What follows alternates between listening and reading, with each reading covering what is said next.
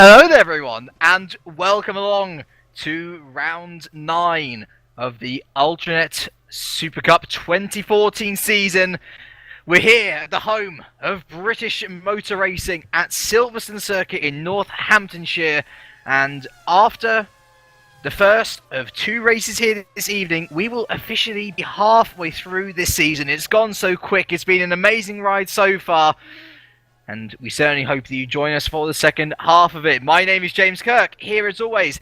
And alongside me today, once again, as always, is Lewis McGlade. And before we go on to talk about times and the actual race stuff, we'd like to apologise first that this wasn't a live broadcast. This is all pre-recorded. Unfortunately, SimRace TV not cooperating with GPVWC for both today and indeed yesterday with the Formula Challenge. Thankfully, Lewis, you're a very technical man, and you can help bring us the pictures here today. Indeed, it's good to be here at the home event of quite a lot of people within GPVWC. Obviously, we've got lots of people from lots of different cultures, but we've got a lot of people from Great Britain. And I will apologise immediately for the broadcast if that you hear like a lot of my keys as like James is shouting about something. It's like, oh, a fight for first, and I'll be like whacking the first key, and then yeah, it's going to be you might hear a couple of that because I can't do push to talk, but we're making do and. And it's going to be a good evening of racing. Obviously, the halfway point of the season is really this evening, and it's been a great season so far, and hopefully one that will continue in the same way.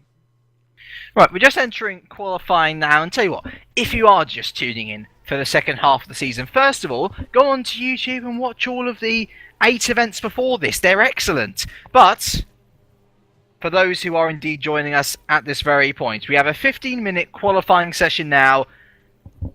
It's essentially a normal qualifying session as you'd have it. No super pole. Whoever can set the fastest lap gets on pole position. Simple enough. Then we have a feature race, which they will be 30 laps in length, where drivers will use 2 different compounds of tyres, the soft red compound tyre and the harder white compound tyre, isn't it now? Same as F1. The harder compound tyre is slower, but lasts longer. Red one is softer, lasts less time, but is quicker. And it's what we're going to be seeing most of the guys here in qualifying, if not all of them, trying to qualify on. Then we have a reverse grid sprint race of 17 laps. The top 6 to 10 are reversed. Usually good fun, though has often provided us with the same winner as race 1, as the trend may be. Let's see, who's out on track first? Let's go on board with Mr. Mike Bell, shall we, in his Mazurek racing car. An interesting circuit. Silverstone requires a lot of downforce on the setup, but at the same time, you've got to not have too much, because there are 2 very prominent straights here. The Wellington Straight and the Hangar Straight, and if you've got too much downforce, then you're going to fall prey to a lot of drivers and a lot of potential overtaking moves in the race. Yeah, it's a tricky track. We were running, trying to find the right wing set yesterday for Formula Challenge, and it's only kind of at the last moment that you kind of go, look, you're going to need to overtake at this track. It is something that obviously you want to do it on quite a lot of occasions, so you run the lower downforce setup, but you can feel it all the way through. Maggots, Beckers, and Chapel. You just feel the car is not as good. It's not where it needs to be. But these are problems that all of these drivers are, built in the head really to overcome and to get round. And getting used to a car on low downforce is pretty crucial. But it is a very difficult track to do the setup for. But I think the driver makes a really big difference at this track. So if you've got a mediocre setup, then you can generally overcome it.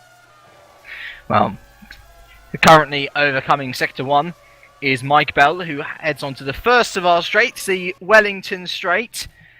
After traversing the difficult Turn 1 at Abbey and the arena section, very tight and technical, into another quite tight but not so technical section here, entering Sector 2, the S section of Turn 6 and Turn 7. Then we're going to head out onto the old pit straight, and those who have watched the Formula 1 races down the years will probably be more familiar with this than the new layout that we're running. And then we'll be heading up into the old Turn 1, Copse Corner. Very, very difficult.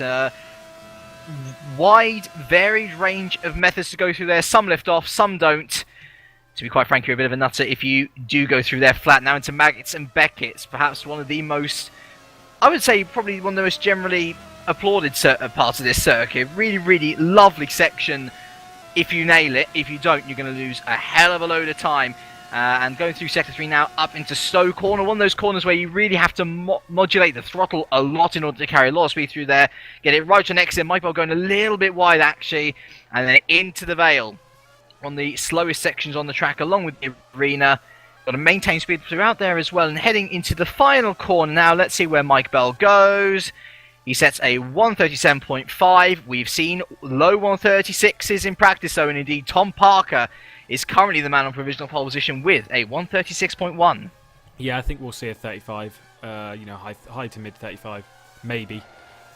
That is if Siggy's his times in practice. Well, there you go. There's 35.9 straight away. Florian Gaia 35.983. But there was some doubt as to whether some people's times were on quali or on race. I think that's clear how fast people are looking to go with Florian Gaia moving up into that pole position. I believe he's not won a race since Monaco, but my memory is really evading me at this point in time. And see, this is why I was jumping for joy for the return of the GPVWC wiki, Lewis. Yes. Because I've got all the poles down, I've got all the wins down, and I can tell you that Gaia has only won one race this season, and that was the reverse grid in Monaco. In fact, he's only taken one pole position this year as well, which was back in China.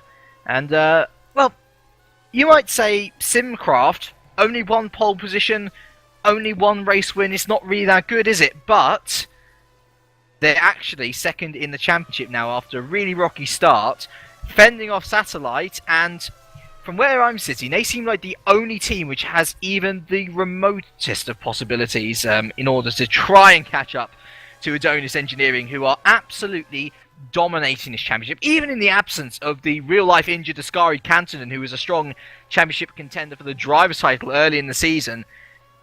Yeah, they're still such a strong outfit, aren't they? And even if Simcraft are coming on strong, even if they've still got half season to go, for them to be able to catch up, how many points are they behind now? It must be about 150 or so. It looks pretty dire for them. There's actually Kevin Siggy there. For Positive Sim Racing took his first race win and his first pole position last time out of his home race in Austria. And he's just taken it to pole position, or he's taking pole position to Florian Gaia.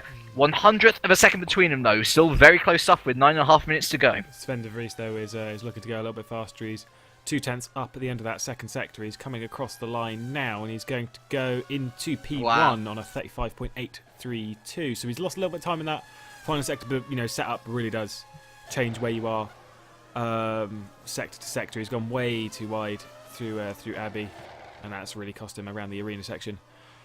So he'll obviously drop this lap and maybe prepare for a bit later on in the session. Santiago Niza moves up into the 12th position. But yeah, it's a bit of change. Well, I'm interested. Pushka into 5th.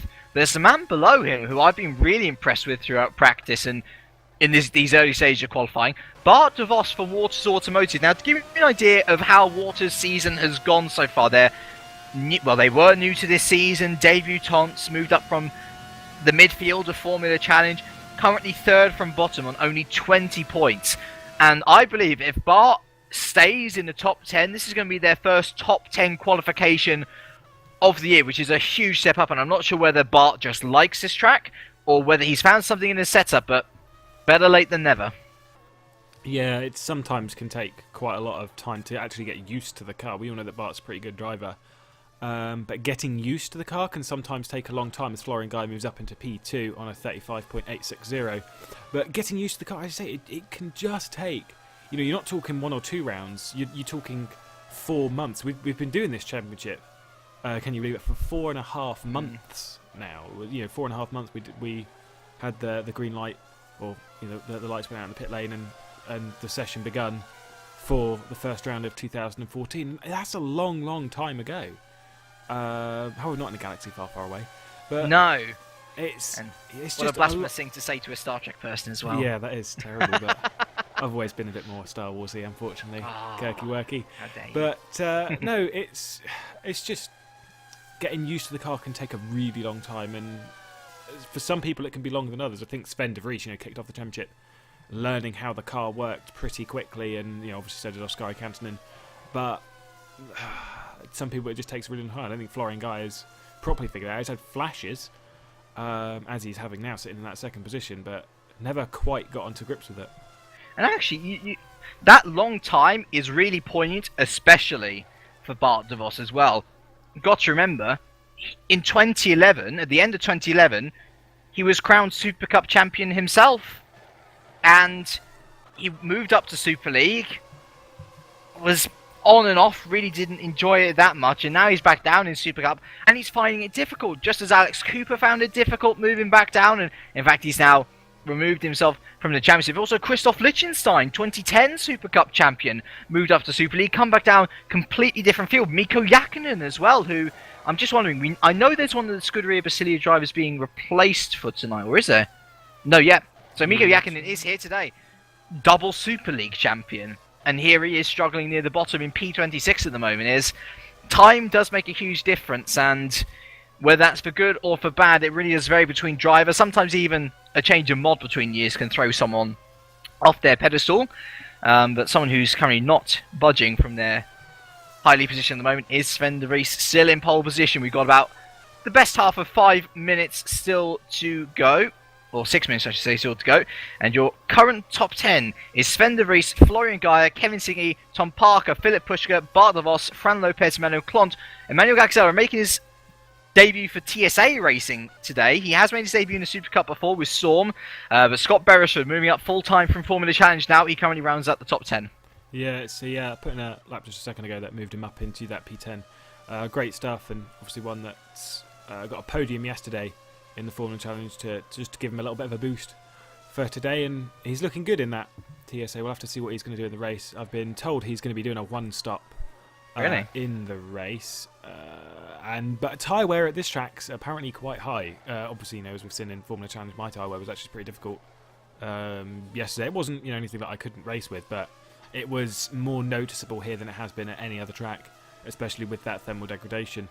But his team, who's that? Oh, that's P6. Sandona. Yeah, Sandona, who's moved up into the P6 position. Scott Beresford moves up into 7th. Wow. Good job from him. It's 4/10 off of the pole position at the moment, is Scott Beresford, so great job at the moment. I think we should talk about a bit Matteo Zandona. The Italian is currently filling in for Yuri Oggiano. I'm not sure whether this is on a full deal or just part of Zandona's contract as a reserve driver, but Scuderia Basilia, from the highs of 2013, have fallen by the wayside, coming second from bottom and only by 2 points as well. They need a real boost.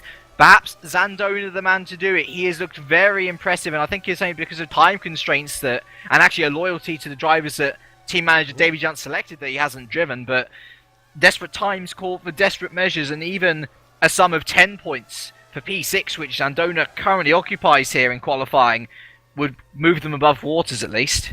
Yeah, also Sven de Vries improved at his last completion to a 35.748. He's really showing, much like he did back in Canada, that he can do this. He can really get it sorted. Philip Pushka's running to the line. He had a couple of 10th improvement in the previous sector. He moves up into 3rd position on a 35.929.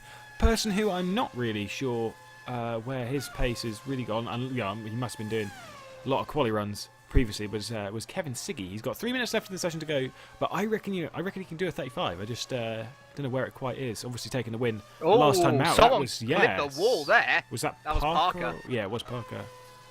Oh no, it wasn't. It was Gaia. Was it Gaia? Yeah, it was Gaia. Yeah, it was Lost Gaia. a wheel. Goodness me. 3 wheels on his wagon. We'll get that one back to pit lane though. I'm surprised he's able to recover that one. Just need to get out of everyone's way. Yeah. Well, sorry sight for sore eyes is that Simcross car. And he's got the better part of 3 minutes to get it back and to go out and do another lap if he so chooses. Let's see. Siggy's done a 35, hasn't he? He's done a 35.974, but I don't know. Are we expecting too much from him now? Maybe. Because to be fair, even though he had on the outset a really good evening in Austria with his first pole position, with his first win, in race 2 he royally screwed up. by crashing into Gaia, I think, wasn't it? Yeah, I believe so, because there was a bit of discussion between the two of them post-event. But, yeah, he didn't do so well in that other race. We didn't think he was going to be honest. You know, we've seen he's just too aggressive at times, and that does cost him a lot in races. Normally, we've seen this when he started at the back in, I believe it was race 2 in Malaysia. He DNF'd after a couple of laps, same with Emmanuel Gaxala. He's just a little bit too aggressive and needs to calm that down a bit. Wow, Tom Parker, good job. 35.775, straight up into P2. Great stuff. But unfortunately, I think that might be his day run, unless he's able to hot foot out of the pit lane. Don't think he's going very to quickly. No. That's fine. P2 is a fantastic result from him. Flying Gaia is back out onto the track. But yeah, Tom Parker on home soil, trying to do a great job, and so far doing just that. Also, I think something about Silverstone as well is getting caught in the dirty air here. My word, it is absolutely devastating as you have quizzically made a noise about something. I've just sort of pressed 1 and 5 on my keyboard to go back to 15th position. And who's there? Jason Muscat. Jason Muscat down in 15th position. What has gone wrong? He's on his last lap and he's not really had a too good run through turn 3, so something's gone very wrong.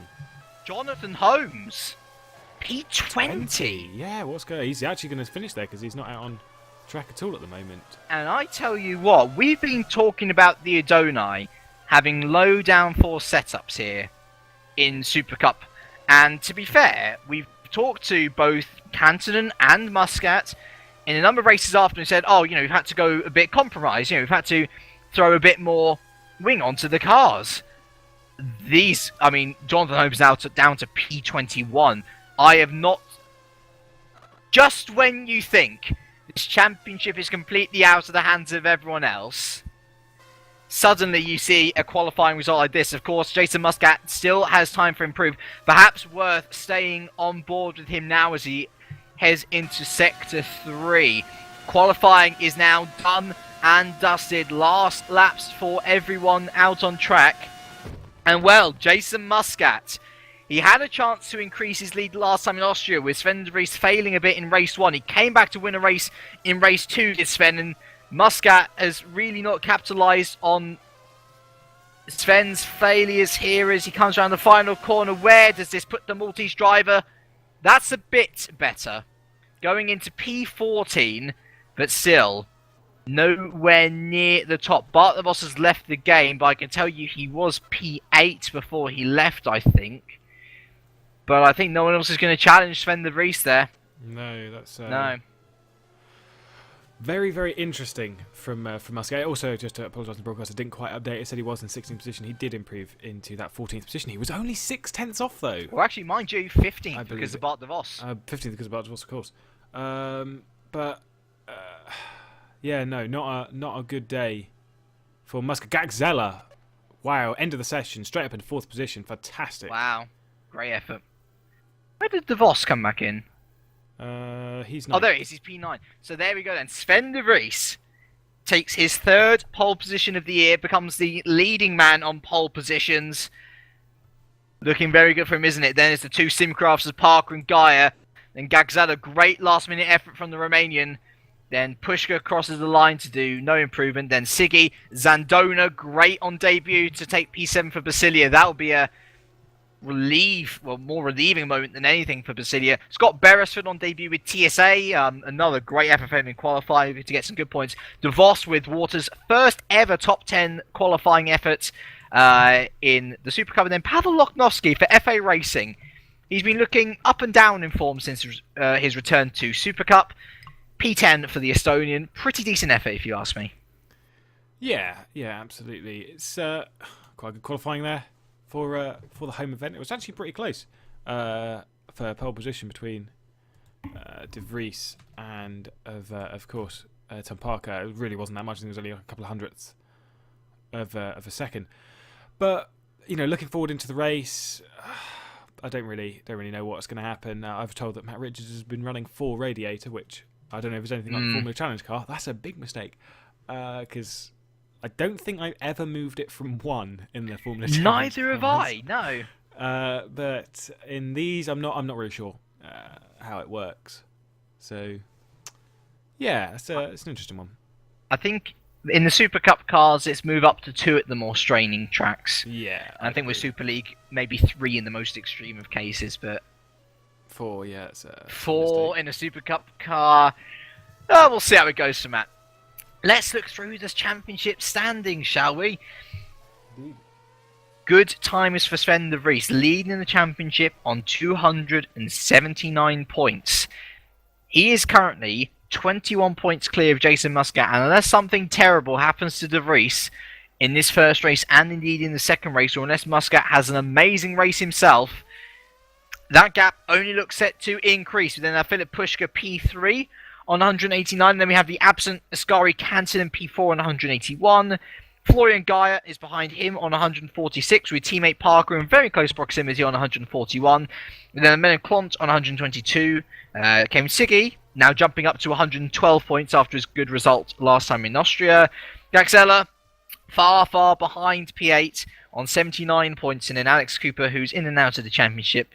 And indeed, has actually big news about Alex Cooper. He's been announced in a 2-part role at Midnight Motorsport, replacing Giuseppe Ranieri. Crazy scenes going up in Super League while we're going and commentating on here. Sharing a car with Lucas Euler, who makes his big return. So you probably won't be seeing Cooper again this year. And then you've got Dowie Tapper below him, a few points behind. And Tapper, I think, qualified P13. So chance for more points for possibly Super Cup's most unluckiest driver of this year.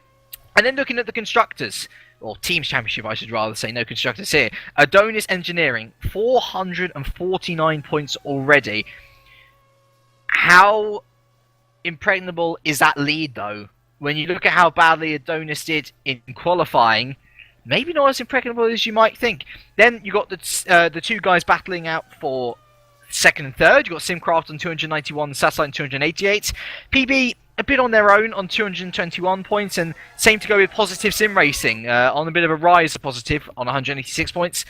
Then we have the midfield battle, a 4-way battle between Malta Force 164, been a bit average so far this year. Storm similarly, a bit average on 154, and the fast starting Street Fighter in FA have now fallen back through the grid in stark contrast to Simcraft and Positive. They're on 150 and 145 points. So those 4 teams separated by 19 points. That can all chop and change. Then we've got the fringe of the top 10 battled between TSA on 65 and Mazurek on 57. Long way off of FA on 145 though. And then we've got the battle at the bottom. Fox, Waters, Scuderia Basilia and Centurion all covered by 12 points. Basilia looking to move out of that bottom 4 very quickly, though, if Zandona shows up to all the hype. Yeah, Zandona's looking like he's putting on a great result for that team. You know, when you look at how dominant they were last season and where they are now, and you know, obviously you talk about all these dramas up in the Super League as to what's going on there. We've got our little Super Cup dramas, you know, with where Scuderia Basilia are now and where they were, but it's all a bit of good fun, and we'll just have to hope for them to get some good results. You said about Dowie Tapper, who's qualified within the points. He is a very unlucky driver. He's made a few mistakes that's cost him a lot, but he is a very unlucky driver. And also, you know, to bring on your point about Adonis and whether they're actually going to be able to hold this, there's a lot of talk that we're probably not going to go into for a few rounds unless things start happening about various championship situations. But you know, what's going to happen team-wise, I don't know. Looking at their qualifying at the moment, it's really poor, especially for a team in that position, unfortunately. But you know, Simcraft, they've been stepping it up from the start of the season, so they could actually be at a position where they might even be challenging for that P1 towards the end of the season. Silly season's about to start, Indeed. and to be fair, it's been a very, very silly season this season as well. So much to laugh about, so much to enjoy, and we certainly hope to have another excellent round of entertainment here today. 10 seconds to go, Lewis. Oh, Who do you reckon is going to win? You're going to ask me who do I think is going to win? Yes, I am. I can't put any money on anyone but Sven. Unfortunately, you know, he's won so many races this season and has had a great drive. So I can't put any money on anyone but Sven. I am going to agree with you on this one. I think Sven has looked incredibly good, and to be fair, he knew he made a setup error in Austria race 1 last time. That's why he was bogged down in the midfield.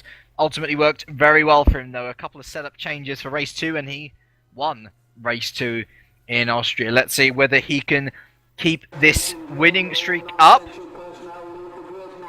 Currently, he is our driver with the most wins this season. 6 wins so far out of 16 races. The only man close to that is Ascari Kantonen on 4 wins. And, well, as we have alluded to and indeed said before, he has a real-life injury, so we're not expecting him back for a while yet. Yeah, it's a shame that's happened. And as much as they've replaced him with Jono, that's Holmes, Adonis are going to struggle in this championship a bit more now as they move away from the grid. So it's Sven Larice for Satellite Racing on pole position once again for the 3rd time this year. He's followed, though, by the 2 Simcrafts. Really strong showing in qualifying. I think it's their strongest showing in qualifying. Full stop, apart from Guy's pole position back in China. Parker ahead of Guy, though, in this situation. Manuel Gagzella, another strong qualifying for the Romanian. Can he translate it into race, though? He's got Tom Parker just up the road, and we've seen fireworks between those two before. Philip Pushka, 3rd in the championship, P5. Will just be looking to maintain his good point streak. With Kevin Siggy, P6 is positive. We then have debutant Matteo Zandona, the first top 10 qualification for Scuderia Basilia this season. He'll be looking to get some points into the team that was doing so well last year, but has fallen by the wayside this year. Scott Beresford, impressive qualifying on his debut for TSA Racing, P8, and then another first for Waters Automotive, a top 10 qualification effort for Bart de Vos, our 2011 Super Cup champion, starting to show colours of old once again. And then we have Pavel Oknovsky, usually a consistent top 10 runner from last year, seems to be back in the fold once again. He's P10 for FA Racing. We then have Fran Lopez, bit of a disappointing qualifying for Fran actually, P11 for positive. And then we have Adrian McNaughton, P12 for Storm. Menno Klont, another disappointing qualifying for the Dutchman, P13 for Multiforce, with Douwe Tapper P14 for Street Fighter. And then Jason Muscat, 2nd in the championship to Sven de Vries, only P15 in the lead Adonis engineering car. Could their championship lead take a battering here today? Patrick Gatewood, struggling with the car this year, unfortunately. Starts P16 with Matt Richards, ever fast starting. We'll see how he does in the opening laps in P17. Santiago Niza starts P18 for Street Fighter with Maurice Brackham P19 for PB. And Roy Verzil, who has done pretty well in the Fox Racing car in his reserve role here, starts P20. Jonathan Holmes, disappointing qualification for him despite being replacement for Kantonen. Starts P21 for Adonis with Terence Gretsch P22 for Centurion. Ari Needham starts P23 for Mazurek with Nico DeConnick P24 for Satellite, replacing Brandon Warren for tonight. Mirko Jakinen's P25 for Scuderia Basilia with Victor Silva. P26 for Waters, filling in for Steve Alloy. And then we have Andreas Waters coming back to the Super Cup for Fox Racing. Lovely to see him back. Mike Bell, P28 for Mazurek Racing. And Dan Rusu rounding out the grid, P29 for Centurion. Yeah, they're all lining up on that grid. I wonder if they're actually going to start slightly around that corner. I don't think they will, as they're all almost completely in line. But hopefully, as at the end of this race, we will be halfway through the season. Hopefully, a good race ahead of us. But who's going to win it? As I say, Sven de Vries is my bet. Very clever. Some of the drivers on the curve, angling it towards the straight. We have 1, 2, 3, 4, 5 lights in here at Silverstone Circuit. We're racing, and it's a great start from Parker. Great start. Sven de Vries bogs down, and massive crash in the back, but Tom Parker takes the lead of the race. Gaia bogs down as well. And Gagzella's had a decent start up to 3rd. Came in Siggy and Pushka side by side heading into the arena section. Tom Parker starting to stream away, and is there a bit of contact right there? Little bit. And Matthew Zandona there, P7. So Menno Klont, great start by him. Up into P8, and Matt Richards, I said he was going to have a good start. Up into P13 already, battling alongside Jason Muscat onto the Wellington straight. He goes, car's going off there. Echoes of Paul di Resta from 2012 there. As we go into the lead, into the S section now with the leaders. Sven de Vries, after a boggy start, starting to catch up and eat into Parker's lead already. I can't remember the last time Tom Parker's actually led a race in Super Cup, if he even has led a race in Super Cup. And, well, he's going to have to not buckle under pressure now as we head through Cops. Parker taking it a bit wide there, and that allows Sven de Vries to edge the pressure on even more, heading into Maggots and Beckett's. Great section here. Emmanuel Gaxella defending off Florian Gaia behind the lead duo.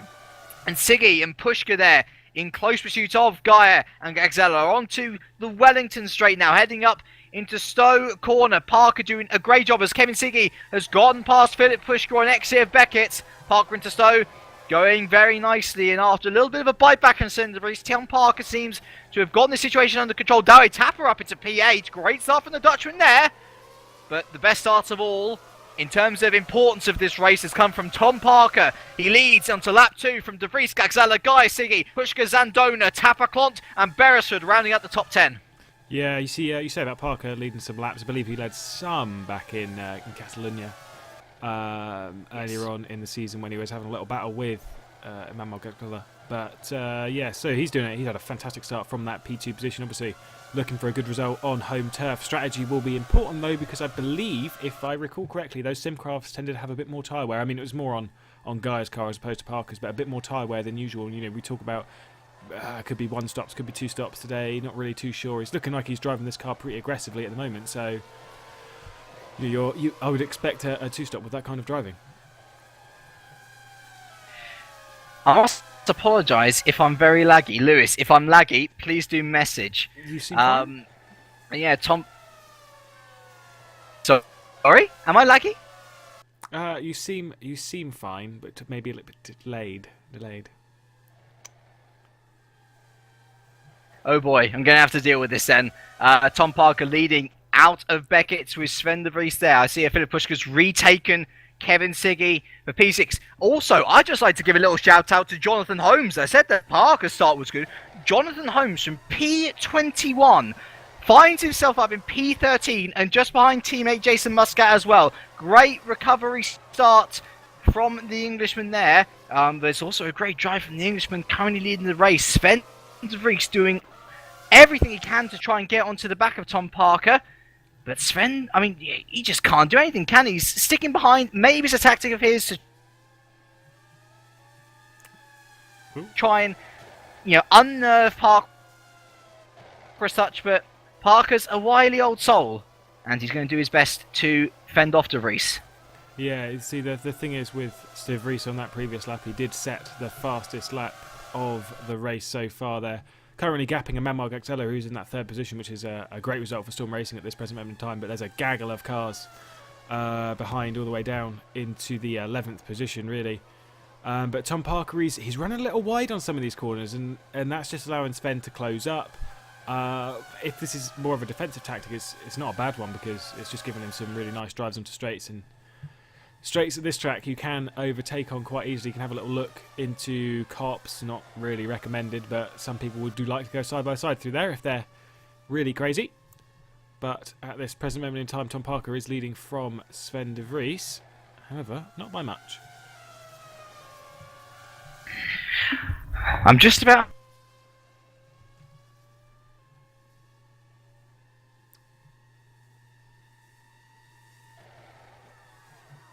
I would assume that he may have just disconnected, so I will keep going. Nevertheless, at this present moment in time, you've got Emmanuel Gaxella there in the background with Florian Gaia, going a little bit wheel to wheel. However, keeping them behind for that podium position. Obviously, a long way to go in this race, 27 laps on the completion of the previous one.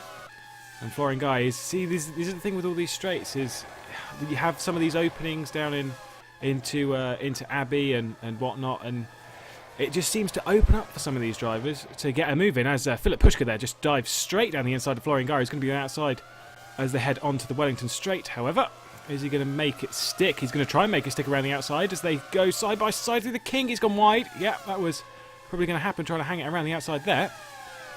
But Philip Pushka just trying to get towards that podium position. A few positions back, you've got Kevin Siggy and one of the Multiforce drivers going wheel to wheel. Unfortunately, I can't tell. I'm going to assume it's Menno Klont. I'll be back in a bit. Uh-huh. Yes, Melo Clark. Oh, Darry Tapper! Wow, this is it. We talk about unlucky drivers. There he is, straight off of the track, and he's got a bent rear wing on that car at the moment, and it's fairly unfortunate for Darry Tapper once again. That's going to be really costing him around some of these corners. I'm back. I've not seen that kind of damage before. No, neither have I. Neither have I. That's a new one for me. I've never seen a buckled rear wing before. But yeah, no luck for Darry Tapper. No luck at all. Luck for Parker though. Absolutely. He is just about holding on to Sven de Vries here. I'll repeat this point again. I can't help feeling that de Vries is just biding his time slightly. You know, he's quite comfortable just to sit back there, unnerving Parker potentially. Maybe he'll get him on strategy, maybe he won't. Maybe he's just biding his time and seeing where Parker is most liable to a move. But it's a bit ominous for me to say that Parker's in control of this race.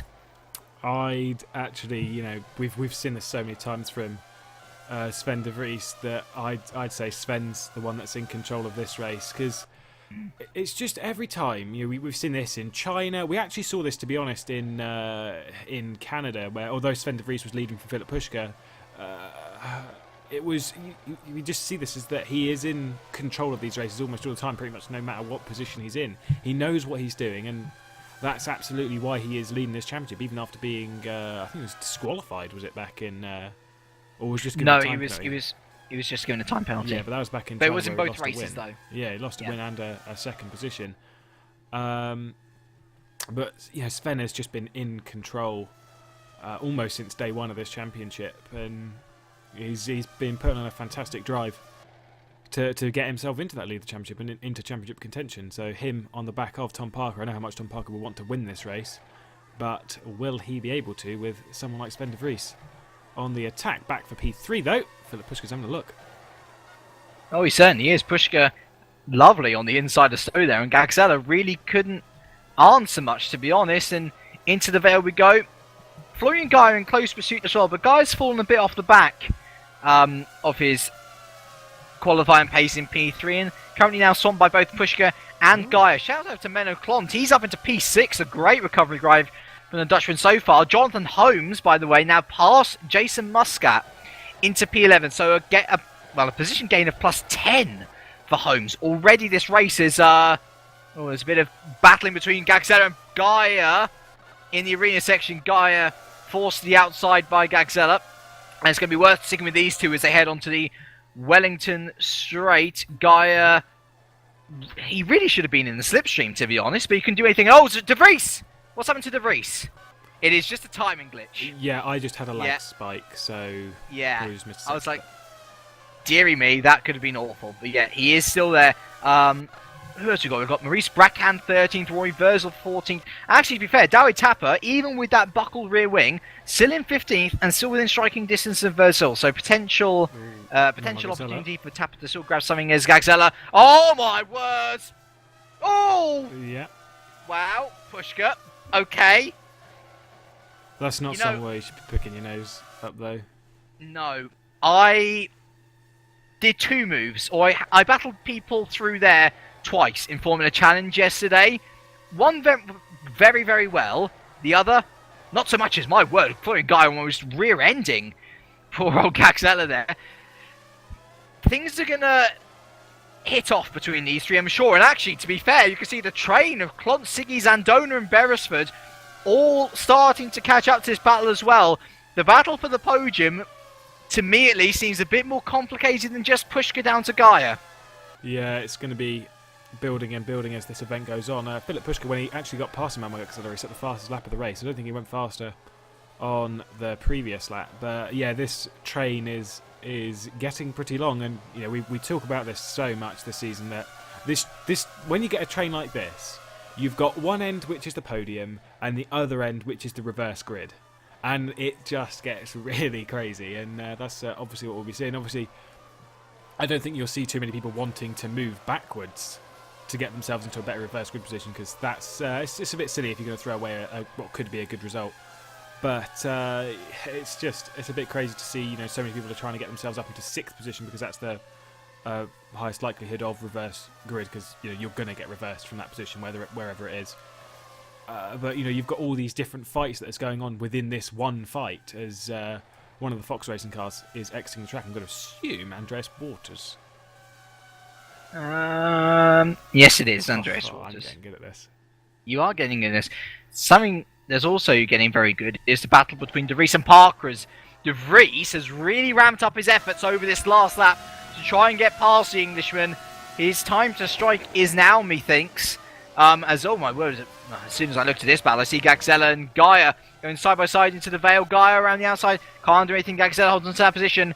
But Sven De Vries is looking now. He is actively looking to get past Parker, and right under the Englishman's rear wing. A move is going to come soon from Sven De Vries, that's for sure. Yeah, he's absolutely looking every which way he can to get up into that lead. We've got 23 laps to go, and Sven De Vries knows more than anyone that these races are fairly long. You can be patient with them, and I think we saw this. Gaia, yep, definitely. He's P11. That's genuine as well. What happened to Florian Gaia? Let's see, he was going with... he clipped the end of Gagzella there. Yeah. And off into the arena section he went, rejoining in P11 just ahead of Muscat. A real shame there for the German, who qualified so well, only to be found in the rear end of the grid. But that might still have a possibility of benefiting him in the long run, because he's only got one more position to go before he's back into the top 10 and the reverse grid possible slots. Yeah, but that next position is Jono Holmes from 21st on the grid up into the top 10 after 7 laps. That is absolutely incredible. However, Florian Gaia is coming over attack from Jason Muscat. They're going to go side by side. Oh, that's scary. Good stuff from them to not have a massive crash. Yeah, absolutely. Both accomplished drivers, as we have more movement up at the front. That's Menno Klont trying to go around the outside of Kevin Siggy. And to be fair, I think Klont was ahead of Siggy anyway. I think Siggy's on the attack here. But look at Zandona and Beresford there in the background as well, as Siggy goes to the inside of Vale. Oh, and a bit of contact there on exit, but Siggy's got the move down. And Beresford! That was opportunistic, right on the inside of Zandona, where he didn't see him coming at all. And the Italian a bit ruffled by that. Has to stop behind for turn 1. Great move from Beresford. Bit of a opportunistic move from Siggy, but both of them have got it done. Siggy P5, Klont P6, Beresford P7, Zandona slots down into P8. Yeah, it looked like Siggy's move actually opened it up a bit for Beresford, because Zandona was just a bit like, oh, I'll leave these two, they're about to crash, so he was a bit cautious into Vale, and Beresford was like, yeah, you're not keeping that position for very long, and moves himself into that 7th position, which is a fantastic result for him. Fastest car on the track at the moment, though, is P3. Philip Pushker is gapping himself from this battle behind him for 4th position now, and is now closing on the battle for the lead between Sven De Vries and Tom Parker. So, he could be an outside shot. We've seen tyre wear from him, generally been pretty high this season, but he absolutely controlled it, magnificently a few rounds ago in Bahrain, where he took the double win. So he is looking like he is absolutely on it this afternoon. Well, perhaps De Vries' motives for trying to get past Parker so eagerly now becoming more apparent. Just to update you with retirements so far, only 2 in the form of Victor Silva and Mikko Jakinen. As there we see Menno Klont retaking Kevin Siggy actually around the outside of So. These 4 still battling heavily away, and this is just allowing Emmanuel Gagzella a bit of free air to battle Siggy on the inside of Vale again. But this time Menno Klont defending successfully. And is Beresford going to get the cutback there? No, he isn't. In fact, Siggy looking to get the cutback on Klont, though. No, he can't do it, really. But yeah, very interesting from Pushker, isn't it? Only 2 race wins this year. He has had 2 pole positions this year, though. Yeah, the man is fast. We know this. That's why he's 3rd in the championship, even after missing a round. But we've never seen him really take the initiative from a worse off position. In fact, I think we've seen him fail more times from this sort of position than succeed, because we've certainly seen him crash out of podium potential positions. That's the lead. Sven De Vries has taken it on the inside of turn 7. That is job done for De Vries. We'll see what Parker can do. Surely he's not going to try up into Cops. De Vries goes to the inside, not the optimum line. Parker is going to get a much better exit, I would imagine, as De Vries goes wide, and what's Parker going to do? Surely he's not going to have a go on the outside of Maggots. No, he's not. falls in behind slightly. This is going to wreck his aerodynamic ability through this section. Now he's behind De Vries, but right on the back of the American now. This is what De Vries wanted, or is Parker going to try and make a late lunge somewhere to try and retake the lead of the race? He moves to the outside of Stowe. Around the outside of Stowe, there is contact! There is contact! Oh, no! Oh, De Vries round. Push coming through. And, well, let's see, Parker still in the lead of the race. Amazingly, De Vries only loses one position to Pushka there. But you know what? I think that's going to be a report, and I think that Parker, whatever position he gets now, is going to be dramatically reduced after this race is done and dusted.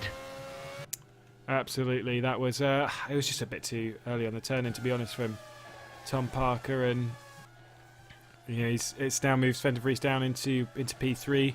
Probably worn both of their tyres out quite a bit, but yeah, no, Tom Parker just turned in way too early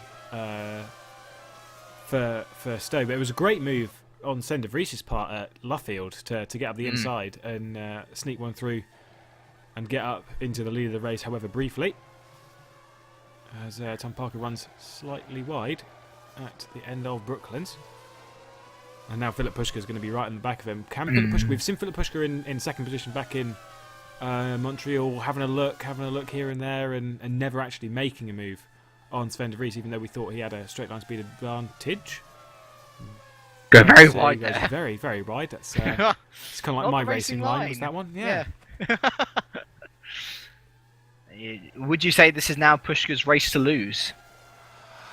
No, because I still think Sven de Vries is going to be very quick in the latter part of the stages. But speaking of going wide, there goes Tom Parker wide. Very odd move. That means Philip Pushka's gone through into the lead. But what happened? He's let him pass. Interesting. Okay. Interesting. Yeah, probably kind of needed to do that. I think that might kind of... That might just save him. Might just save him in any position in the back. Wow, that was close. Doesn't want to rear-end him after letting him through, though, does he? And this is going to... This is playing wonderfully into Gagzella's hands, isn't it? So now, on lap... Let me check live races, because I've got no idea anymore. I think it's lap 10 of 30 then. Philip Pushka now leads this race. Sven de Vries back into second. He's got a different leader to contend with, and arguably a much more difficult opponent to contend with. Tom Parker shuffled back to third after letting Sven de Vries through, and in doing so letting Philip Pushka through for a bit of a clumsy move on the outside of Stowe the lap before. And Manuel Gagzella in fourth position, now looking at a podium and looking pretty strong as well. We've said that those spins from Parker and De Vries may very well have worn out their tyres a bit. Gagzella been pretty conservative so far this race. Now is the time to strike, though, as I say, we've seen history between these two before. Gagzella around the outside of Copse. They are going to go side by side around Copse. And my word, for two drivers who have had incredibly marred histories together this season, that was very impressive driving, very mature driving from both of them. And let's hope that long continues into the rest of this race. Yeah, we saw those two fighting for the lead back in the way back in Spain. Yeah, Spain in the second race. They were fighting for the lead, both on the softer compound tyre in that race. Manuel Gagzella having a little look. Doesn't quite get it done. But yeah, those two having a little fight back then. And I think they took each other off at one point as Tom Parker enters the pit lane. And temporarily takes the lead as well. That's why it's so difficult to find. Indeed. I'm wondering whether I can see I'm wondering if I can see the tyre change here. Apologies if I can't. As I say, I'm a mere spectator now. Onto the... You won't be able to see it. No. What's he onto then? To the harder of the two compound tyres, but whether we'll be able to make that one stick, I believe that's Fran Lopez who's also coming into the pit lane. Beside. Don't know what position he's come out in, though. Oh, wow. Scott Beresford's taken Menno Clont for P5 and 6 here. And Kevin Siggy's been able to romp off away into the distance. So these guys who haven't pitted just yet, still battling away nice and hard as all. Menno Clont and Scott Beresford side by side into turn 6. And a little bit of a push from Menno there. Leaves Scott Beresford defending the position very nicely, actually. Fair play. And a little bit of a wiggle from Menno as well. He had a great start from outside the top 10. Now under a bit of pressure. He's been overtaken by Beresford and Matteo Zandona looking to give the points boost Scuderia Basilia desperately needs. He's there in P7, net P8, but he's going to want more evidently. I think Bracan went off at the end of Cops, as we've seen so many drivers do, and I think we'll see that again in 2 weeks' time for the first turn. The lead! Sven de Vries, Yeah. yes. Through he goes. That was an easy move. And we've seen Philip Pushka usually go for the higher downforce setup. He also pits though. So Sven de Vries, once again, one of the later pitters. And Manuel Gagzella goes round again with him. Kevin Siggy into the pits. We were kind of expecting that. Also into the pits comes Jason Muscat as well. Hoping to potentially jump these front runs. It seems one stop is the way to go, surprisingly. So that means that Scott Beresford then onto the podium. Even though if it's not a net podium. Menno Klomp 4th, Holmes 5th, Gaia 6th, Bracan 7th. As we say, Siggy and Pushka and all that lot are in the pits and so far ahead of the rest of the field that they might even come back into the top 10. Here comes Roy Verzil, and he comes out behind Pushka. So Pushka behind his teammate in P8, and Tom Parker into P12 there, just disposing... Oh no, back into P10, sorry. So many people have gone wide. He's just gone past Terence Gretsch there, so he's back into P10, though seems further away from Pushka than he did at the beginning of the pit stop. Indeed. But, yeah, no, it's been an interesting time to start pitting. I wonder if these guys are actually going to be going to the end. They've got 17 laps to do. I would assume they might be able to go to the end. How many laps is the sprint race later on this evening? 17? 17. So people might be coming in now for the old one stop and slap on some primes. So I think we might see the rest of the people head into the pit lane at the end of this lap. Currently P1, obviously held by Sven de Vries, followed by Emmanuel Gagzella, who's doing a great job to keep those tyres together. As approaching the end of what I believe is lap 13, into the pit lane comes Sven de Vries. Into the pit lane does not come Emmanuel Gagzella. Wow. Scott Beresford's in. Menno Klomp not in. Yeah. Holmes as well. Gaia going around. We saw Gaia do this in Austria though. He's going to run those option tyres as long as he can, as long as he doesn't make any more mistakes. That could prove good for him. But hey, what about a story here? For the first time this season, Emmanuel Gagzella. Oh, contact in the pit lane. Contact in the pit lane between Sven de Vries and Maurice Bracan. Oh dear. That's not good, is it? That was, some would say, what would be in Formula 1 dangerous exit of was it unsafe release? Unsafe release, absolutely. Scott Beresford, however, on that lap did the fast lap of the race on the entry to the pit lane. That one won't get beaten for a while. Nope. Oh, it's a dodgy system, isn't it? But you can't fix it, unfortunately. Let's see. So we're expecting Gagzella, Klomp and Gaia to come in sooner rather than later. De Vries back out into 4th, can you believe it? But look who is right behind him. Indeed. It is Philip Pushka. And he is on warmer tyres, and one would imagine that if he's going to retake the net lead of this race, he needs to do it in the next lap or so, otherwise Sven de Vries is going to start pulling away once again. Yeah, I think he's got to get the move done very, very soon, but I don't think he can. I just think de Vries's ability at driving these cars, wherever the car is, and of course the setup that he's got, and just the way he's driving this car at the moment, I don't think Pushka's going to be able to get past de Vries's. I reckon going to hold this lead for a while. Of course, he only lost the lead at the start of the race due to a poor start, so I think he'll be able to keep it together. As here comes Philip Pushka. He's going to try around the outside. Is he going to do it? Contact again. Contact. As Gagzella's in, Konstantin, and Gaia is in as Philip well. Pushka's just gone past. Pushka. Interesting. I think de Vries just more look it just sort of let him pass, but I think it was just the overspeed that Pushka had was alongside, and de Vries was on the outside and went, no, I'm not going to risk this. Oh, where's Gagzella coming out in this? Here he comes now. Oh my word, Gagzella's taken the lead. That was strategy in effect, ladies and gentlemen, and Emmanuel Gagzella from net P4 of this race went longer on his option tyres, and he now leads. He will have longer tyre wear near the end, but the only question is, does he have the pace to stay there? We can only find out. Tom Parker 4th, Scott Beresford 5th, having jumped everyone in that little battle. Though here comes Kevin Siggy now looking to retake 5th on the inside of turn 6. Can't do it just yet, so it's Beresford, Siggy, Klomp, Gaia, Zandoni down to 9th, and Holmes in 10th, and that was an ooh. Beresford, we need to have a little sit down and talk.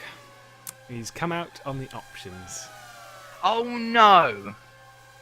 Beresford. Rookie error. Yeah, Ricciera. He made a mistake like that back in. So no wonder he overtook everyone because he had a quicker pit stop. Yeah, he made that mistake back in China, I believe. We've seen this glitch a couple of times, but I don't think it's a glitch. It's just a rookie mistake. Something which the TSA drivers have actually been doing pretty much all season, every round. We've seen them do it, battle for the lead. Pushka around the outside! Oh no, he's gone wide. He's gone very, very wide. And he's got to really hunker down and defend off De Vries now. Gagzella under massive pressure here. But the battling Pushka and De Vries are going to help him out no end. De Vries pushes Pushka out wide. How ironic. And he takes P2 there. And it's going to give a little respite for Emmanuel Gagzella, but not for long. Keep an eye out on Tom Parker there as well, in P4, not too far behind.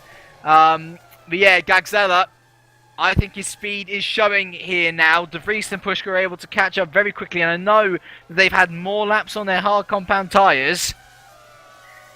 But yeah, Gagzella has not been as fast in these Super Cup cars, and nowhere near as dominant as he was in the Formula Challenge cars.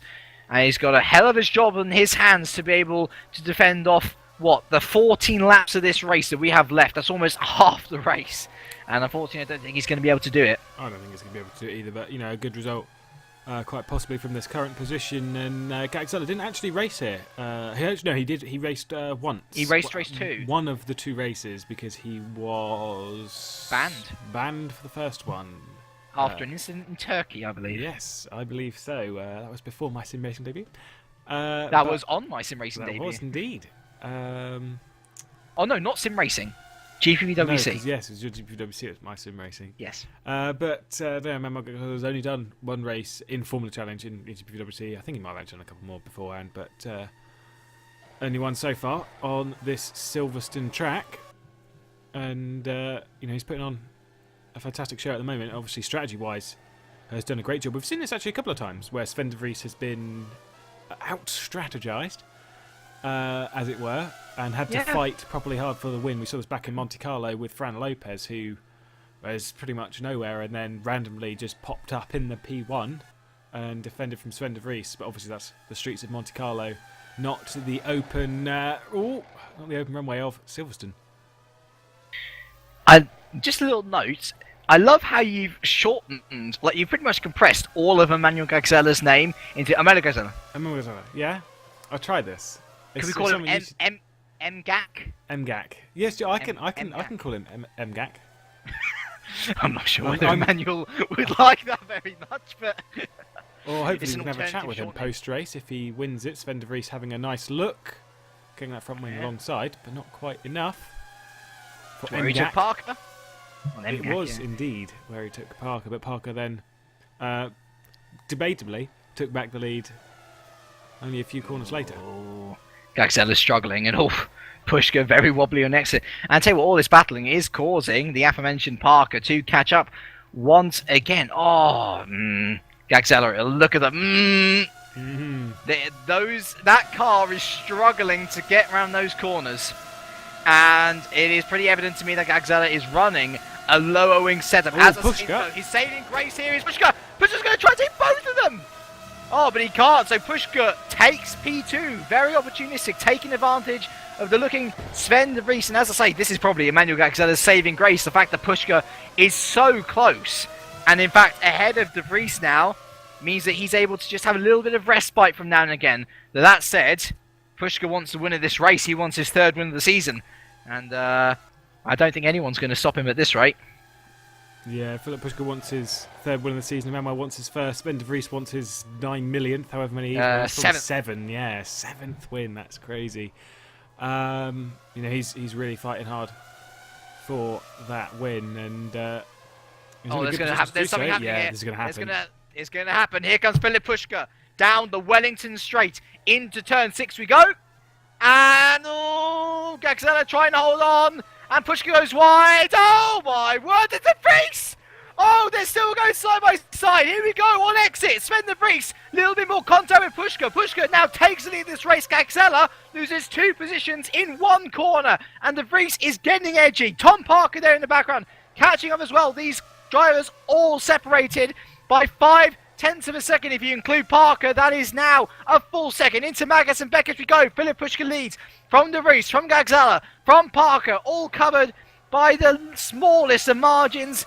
And I imagine we might see a potential move here into Stowe Corner. Philip Pushka comes down the hanger straight. There are 3 cars behind him in close pursuit. Sven de Vries looks to the outside. Gagzella on the inside. And into Stowe we go. Sven de Vries tries around the outside.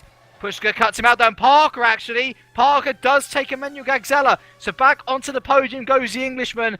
And Gagzella's glorious stint on the podium and in the lead of the race has finally come to an end in the space of 1 lap. Yeah, it's pretty sad that it came to an end on that 1 lap, but now it's between Pushka and De Vries for the lead. People who are new to watching Supercup might be sitting there going, "It's like this every round." And yes, it is. Oh, yes, Tom there Parker. is. It's every round. Tom Parker went straight over the exit of Abbey, I believe. Unless it was just my R-Factor having a bit of a mad moment. No, he did. He went straight over the exit. Yep. He could do that once or twice. Yeah. As long as he doesn't gain an advantage. That's the critical thing, and I don't think he has gained an advantage at all from doing that. No, he hasn't. It's not like he did it also to hold position like we've seen so many times at Montreal. He just sort of went over it. Which is actually, it's really easy to run wide in these cars. There, if you're watching and you're a Formula Challenge driver who was thinking that was so easy yesterday to go through there flat out, it's a bit more difficult in these cars. Right, we've got one further retirement to tell you about. Nico de Koninck crashing out on lap 13 of 30, so sorry for not covering that, but obviously having joined the session again after disconnecting, I have information to absolutely nothing apart from the actual racing action going on. Talking of racing action, here comes De Vries once again, looking on the outside of Stowe as Parker and Gagzella go into combat once again. Pushka escorts De Vries to the outside once again, and now heading into the Vale. No, De Vries isn't going to risk gaining 20 points here in respect to his rivals, is he? Philip Pushka is, he's about 90, he is 90 points behind De Vries at this stage, so he's a long way off the championship lead. Arguable whether he still is in the championship hunt. What we've got to keep an eye on is De Vries and his main championship rival, Jason Muscat. Currently, at present state, Jason Muscat has 4 points, De Vries has 20, and so that'll be another extension of 16 points, bringing it up to a total of 37. Yeah, it's a good run there from Sven. He's going to have a little look. He's going to have a dive. He's going to get past, but Philip Pushka's going to try and get the cutback and a better run through Luffield. Is he going to be able to do it, though? I do not believe so. I think this might be De Vries' lead. Yes, it is. That seems ridiculously wide for Pushka, to be honest. Yeah, that was unnecessarily wide. Unnecessarily wide, indeed. Yeah. But De Vries takes it then. Yeah. He won, and I imagine he's going to exfer. Well, as I say, he's probably going to pull out now. I don't think Pushka's got the straight line speed to be able to take him. Tom Parker's pulled that away from Gagzella as well. We've seen Pushka get past on this straight on a number of occasions on Sven de Vries, as he is actually going to have a go. Here he goes. Around the outside of Stowe, trying to return the favour. And oh my word, he's done it. Shout out. That was a nice move. He's got to hold it into the Vale, and he does. Wow. Great job, Philip Pushka. Really nice, and that's how you do it, Tom, see? Well, no contact. We saw Philip have the straight line advantage on De Vries back in Montreal and never actually get the move stick. Oh, De Vries having a dive. Oh, that was almost a cutback, but just did it a bit too early on Pushka's side. The car started to oversteer slightly, he had to correct it, and that cost him. But nevertheless. Beresford's had a moment. He's down in 10. Also going to have a shout out to Florian Geyer. His strategy's worked out brilliant as well. Into P4 because Emmanuel Gagzella has fallen down to P6 behind Siggy. I don't know what's happened there. The drivers are now dropping off, and I don't know whether it's tyres or just small mistakes creeping in. But trouble's going on, and actually, is it just my eye, Lewis, or is Tom Parker starting to catch up to Pushka and De Vries again? He's looking like he might be having a quick catch up, as these two have been battling obviously for the previous few laps. But someone spun off. That's one of the Centurions off and away. But probably Brucey. Yes, I think it's Russo who's a couple of laps down. But Indeed it is. I wonder if... hang on, keep an eye on Pushka for this lap. Is he close enough? I don't think he is close enough to even... He's a long way back. He's going to be very close. Oh, yeah. At the end of the straight because of the straight on speed advantage, but too far back by a long way. I think De Vries has got this one sorted now that he's actually gapped Pushka a slight amount, although we've said that on a number of occasions this season. And it's ended up to just be a big duel for the lead again and again and again. You can see where Pushka's higher wings are starting to help him, can't you? And to be fair, we've got to remember, actually, De Vries pitted a bit later as well, so he's going to have better tyre wear near the end. So it's going to be an interesting battle between these two. Matt Park can get involved as well. Currently on lap 22 of 30. 8 more to go, including this one. Indeed. Gaia, great recovery. Up to 4th once again due to good strategy and a couple of mistakes from people behind. Siggy 5th, Gaxella 6th, Clont 7th, Zandona 8th, Lopez 9th. Holmes into the top 10, fending off Scott Beresford, who's trying to claw back his positions. He wants a decent reverse grid position, but he's now got Jason Muscat to give him some thought. And the Maltese driver takes him with ease into turn 6. So the Adonis, after a poor qualifying, now P10 and P11, not as bad as they might have feared. Tapper, despite that buckled rear wing that he suffered early race, in P13. So not doing a bad job is the Dutchman. Bracan in 14th. And then once again, Ari Nieminen. Nowhere in qualifying, yet just by pure merit of consistency, in a point, though under heavy attack from Roy Brazil and Patrick Gatewood. Yeah, the thing is, Scott Beresford, you say, fighting for that reverse grid position. Don't forget, he's got to return to the pit lane unless he wants to be slapped with a 30-second time penalty, which, as mean and on the rules it might be, I'd stay out, Scott.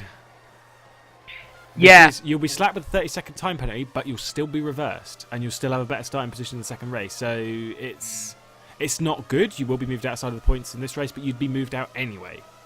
The lesser of two evils, really, exactly. As Menno Clont and Matteo Zandona go into battle. Clont just staying ahead for now, but it's very much the honour of an outfit which has high expectations season upon season, is doing relatively average, and an outfit which had a fantastic season and has fallen to new lows. Zandona would currently be taking Scuderia Basiglia's biggest points haul from one race alone, if he manages to stay in P8. And also, remember, in the midst of the reverse grid pole positions as well. If he gets lucky, he might be starting on pole position in race 2. Indeed, and that would be a good result. I'm sure David Junt, the team manager of Scuderia Basilia, will be very happy with his current position, as he is a little wide on the entrance to Cops, but that's fine. You're allowed to do that. But it's been a great result for him so far. If he actually can pull this one off, obviously you say it's the highest point score for that team this season. You think by this time last season, I mean, if you looked at this after this many races, then Giuseppe Ranieri would have already taken 7 wins after this many races, which is crazy. Really? You sure? 7 wins? He took 7 wins in his entire season. So it would have been 6, because he took 2. a win in the final round. No. If it's after this many races, we've had. This is the end of the 17th race. It was an 18-round season last time, but he didn't win. I'm sorry. That's just the format. Yeah, that is the format. That's statistics. That's like saying, oh, look at Sebastian Vettel up there with the point scorers and all that, when the Formula 1 point system only gave 10 points for a win. I'm just saying that after this many races, after this many rounds, it would have been 2 or 3. I think it would have been 2 or 3. He got his first win in Turkey. Oh, it would have been 2. It would have been 2. Yes. Wow, that was a long time ago. That was over a year ago. It's okay. I still don't remember Turkey. You still don't? That's a shame, really. Actually, isn't it? Think of it this way. That means it was a year ago to the day that Scuderia Basilia... Oh, maybe not to the day. No, it would be tomorrow. It would be a year ago that Scuderia Basilia took their first win in the Supercup. Very true. Wow. How times have changed, and at least Zandona's doing a decent job on that anniversary. Just keeping an eye on the gaps between a couple of people. So Florian Geyer and Kevin Siggy, P4 and 5, that's really close up. And also Manuel Gagzella, after his glory stint, really actually falling back into the clutches of Klont and the aforementioned Zandona, really starting to struggle, is the Romanian. He's in that reverse grid pole position glory slot, if you will, of having an automatic reversal, and the best one at that as well. But he needs to be careful, because if he loses a couple of positions here and then it turns out that 6 or 7 is called as the number, he'll be kicking himself.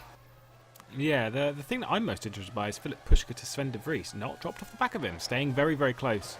And obviously Tom Parker very close to the back of that as well. It's basically a three-way duel for the lead, whether they're actually going to start battling. As here we go down into Brooklands. Around the outside is Philip Puschke. Is he going to make it stick? Doesn't, just let Sven de Vries go. But 5 laps to go. Is there going to be a change for the lead?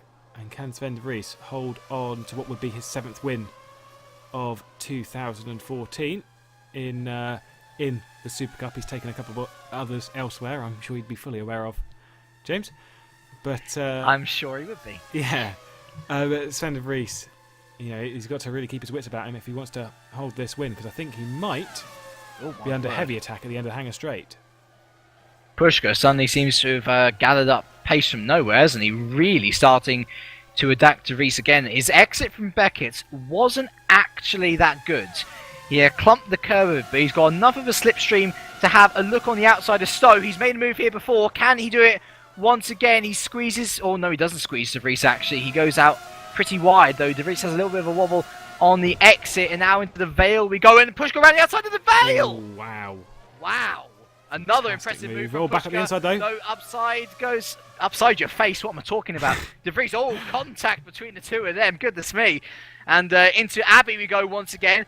All of this causing Parker to close up to the battle for P1 and 2. Oh, Puschke wow. on the inside. Oh, my word. The two of them going hammer and tong at each other, and around the outside of turn 3, Puschke still can't get it done. De Vries defending for his life. And suddenly, the pendulum swings in the way of Philip Puschke, though he's got to be careful, because otherwise he's going to be susceptible to attack from Parker behind. Yeah, it's as if Sven de Vries wants to win a championship or something. Oh, yeah. But he is keeping that car in the lead of this race no matter what.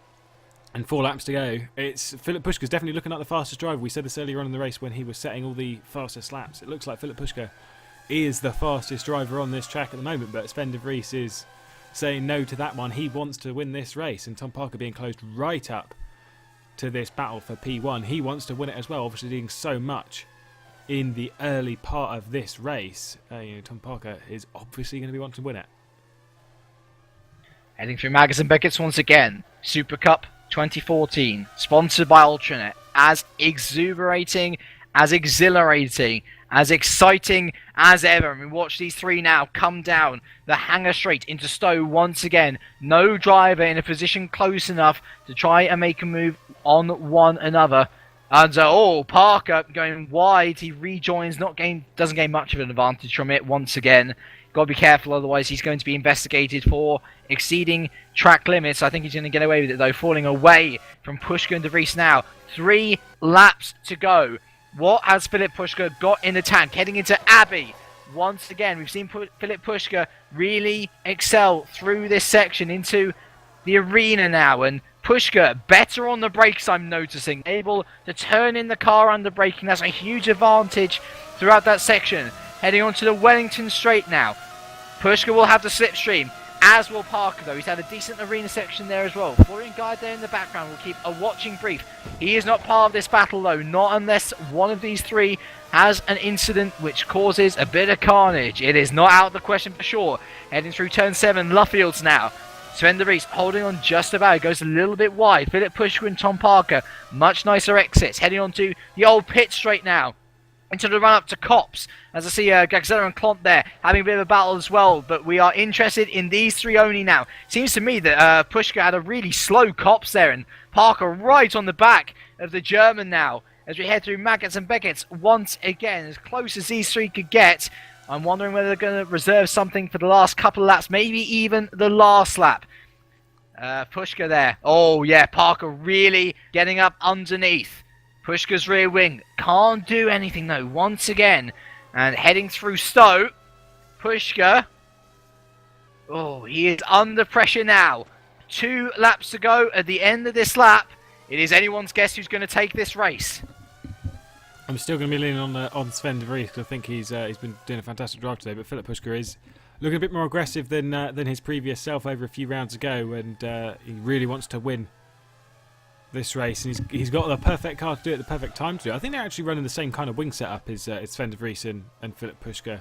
But Tom Parker, look at him. He's always looking every which way. My thing with Philip Pushka is you'll see it probably this time into Brooklands. He does still go unnecessarily wide. Through Brooklands and then obviously through Luffield as well.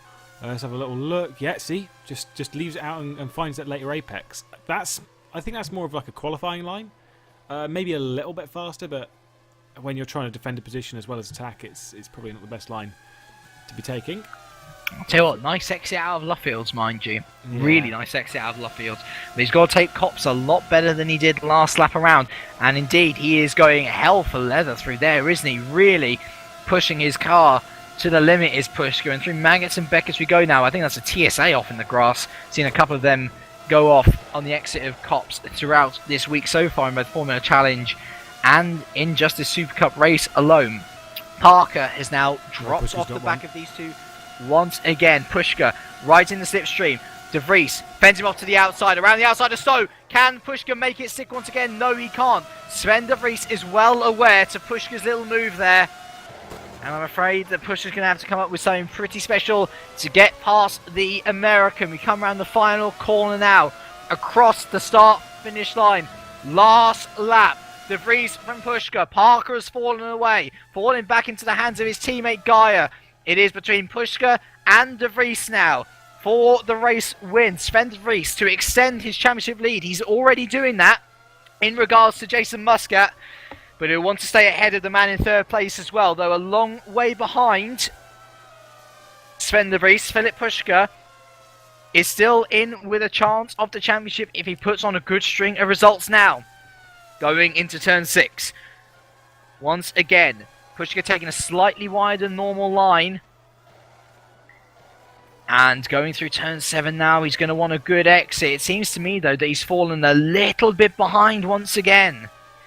And he is just going to have to push so hard in order to get onto the back of De Vries. Because De Vries has really had a good first half of the lap here. Oh yeah, Pushka going off the track, he's pushing so hard. Through Maggots and Beckets now. He is going to have the best section of his race so far if he's going to have to catch up to the American on the exit of Beckets now. Going through under the bridge of the Hangar Straight. I don't think he's going to be able to do it, unfortunately. Sven de Vries has had an almighty last lap here at Silverstone. And he absolutely deserves a win. You can see there in the background, yeah. Parker and Guy are actually going into battle. And is Guy going to take Parker? Yes, he is, or is he? Oh, yes, he is. Either way, Sven de Vries takes his 7th race win of the season. Great job from the American, extending his championship lead over all of his rivals. Pushka 2nd, Guy 3rd, Tom Parker DNF'd. Parker? Yeah, he did finish. All right, 4th. Parker is 4th. It's just me being in a weird situation. Siggy 5th. Gagzelis 6th. Clont 7th. Zandona 8th. Relief for Scuderia Basilia. Good points there. Holmes 9th. Lopez 10th. Muscat 11th only.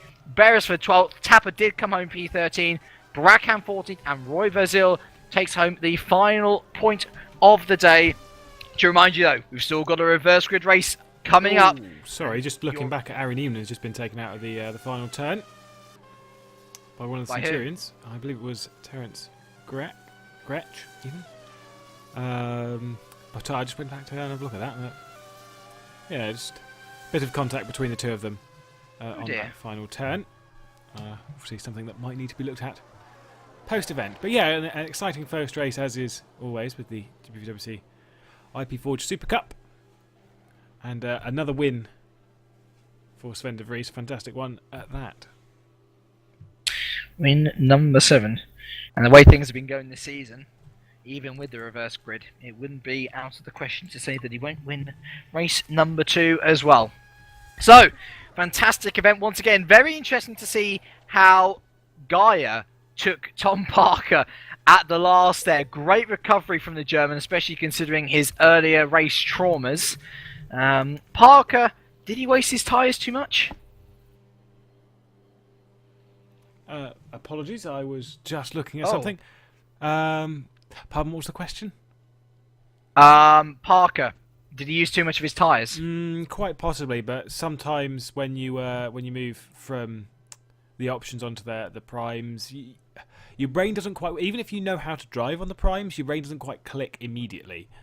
Possibly a little bit too much on his tyres, but I've seen we see it so much when a driver heads onto the prime tyres and they're nowhere.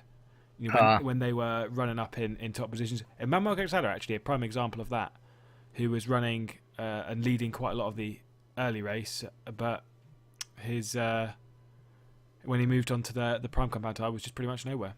Interesting. Pushker and Parker both saying that their tyres completely went by the end. Interesting. And not surprising at all. And I'm worried for Zandona here, because he's talked before the administrator has said congratulations. Now, if you're asking me, his debut might be let off, but don't count out the GPVWC administration as witty but as harsh as always. And we've had someone join our channel. Who is that? That is Dave. Ah, hello, Dave. Let's have a little listen here. Oh, okay. He's here for the reverse grid number. I'm just going to have a little check here. I'm just going to have a check about the Zandona penalty, because 8 points, considering that... Oh gosh, DeVos really dropped off, didn't he? Yeah, I forgot about DeVos completely. That will move Basilia up onto 22 points, which definitely moves them ahead of Centurion. Well, they were ahead of Centurion in the first place, but ahead of Waters as well. Fox now on 25. Real chance for them to actually get out of that mire if they get a decent reverse grid number. So, let's have a little go for the reverse grid number here, shall we? Once my R factor is loaded once again. Quick a question: star of the race? Actually, maybe Parker. I mean, although that tyre wear towards the end, he did a great job from P2 to take the lead over the early part of the race and bring it back into podium contention. Obviously, having that taken away from his teammate. If not, who I'd say would probably be Jono, who had that start from 21st all the way up into the top 10. Fantastic drive from Jonathan Holmes, also having a podium earlier on in the season and showing that he does have the meat to make it in Super Cup. But I think he's only got one more round that he can do before his reserves are up. So I have to keep an eye out for that one. Right then, let's get the reverse grid numbers, shall we? In 3. Oh yeah, just to remind you who is going for the reverse grid. So, P6 Gaxella, P7 Clont, P8 Zandona, P9 Holmes. Yeah, he finished P9. Great job. Yep, and then P10 Lopez. So, our reverse grid number for today is... oh dear. Number 8. Number 8. Matteo Zandona. Okay. Interesting. And this is whilst that's being sorted, I need to go and fix my R factor because it's kind of crashed a little bit. Yes, I'm actually going to rejoin not in spectator mode so that I can actually see what's going on again.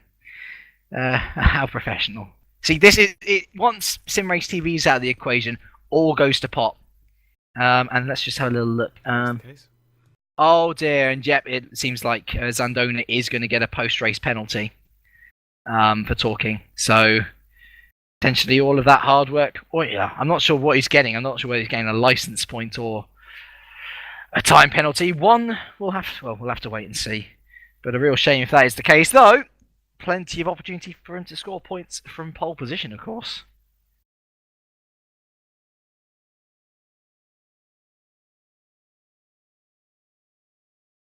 Of course it would be. I'm just sorting out my R factor at this present moment in time.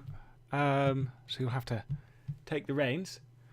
But no, it's a great result for Scuderia Brasilia, especially to be reversed into a pole position. I have to see how they're going to work with that over the event. Though not legitimate, it's their first pole position since the 2013 Supercup Brazilian Grand Prix, which is a very, very long time. Oh, pardon me. Indeed. So, let us have a little look at these drivers in the reverse grid. So we've got Zandona on pole, Clont on the front row with him, Gagzella third. And then we'd have... Oh, who was fifth again? Can't remember. Siggy. That's right. Then it was Siggy, Parker, Gaia, Pushka, De Vries.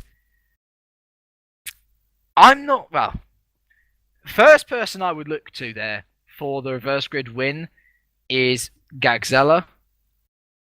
Purely because he's... Well, he showed he's on the fastest, and in this reverse grid position, he might be able to do something.